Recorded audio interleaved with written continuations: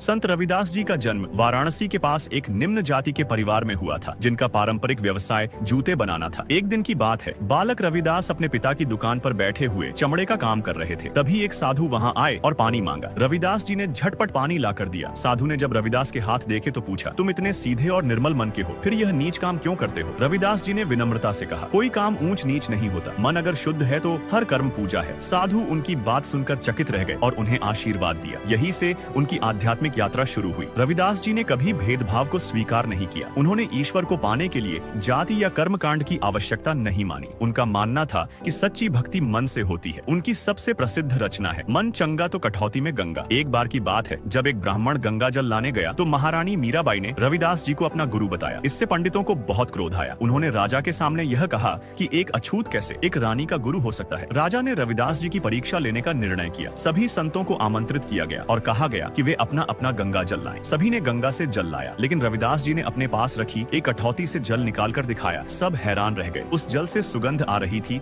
और उसमें गंगा जल जैसी शुद्धता थी। राजा और दरबारियों को समझ आ गया कि सच्ची भक्ति जाति या पेशे से नहीं, दिल से होती है। संत रविदास जी ने समाज में फैली जातिवाद, ऊंच नीच और छुआछूत की भावना के खिलाफ आवाज उठाई। उन्होंने समानता, भाईचारा और एकता का संदेश दिया। उनकी रचनाएं आज भी गुरु ग्रंथ साहिब में संकलित है।